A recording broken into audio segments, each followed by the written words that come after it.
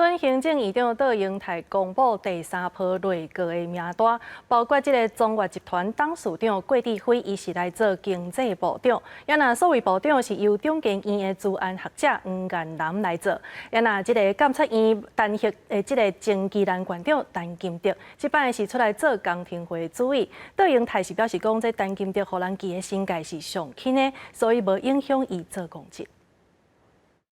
行动创新内阁赞。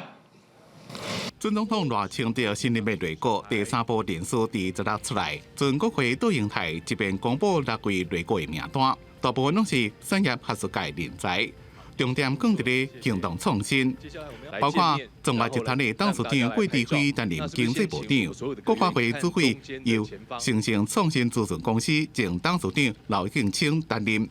正大保险系教授钱金龙是担任金管会主委，司法部长由中研院资安学者黄彦南担任，公听会主委是宜兰县前县长陈金德担任，南大科大校长吴成文是担任国科会主委。经济发展固然是社会繁荣的指标，公平分配更是文明国家的象征。我们会把这2句话 放在心里。其中，准经济部长郭志辉，互人叫做斜杠经济人，横跨真侪领域，有广大人脉，被象征主要是伊有建造产业国际供应链的丰富经验。一若民众关心的供电的问题，将会是郭志辉上任了所面临的重大挑战。杜英泰已经下达指令，一定要确保供电稳定，发展多元的能。因为我是来自于这个民间啦哈，我大概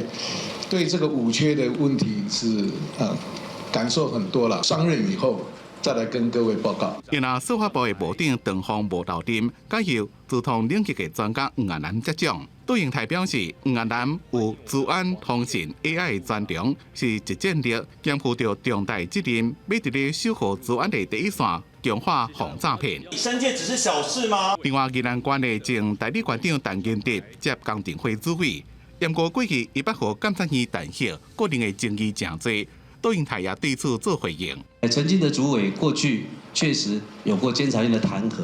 但经过公务人员惩戒委员会的惩处决定，他是受到申诫的处分。申诫是在9项太阳当中最轻微的一项，也不影响他续任任何公职的权利。 因那将干各组专案的调集人，国安会咨询委员黄曙光团讲向总统蔡英文请示，无搁再担任公职，也互外界担心将干各组所来计划是毋是有变化，也考验海军未来建军备战。记者综合报道。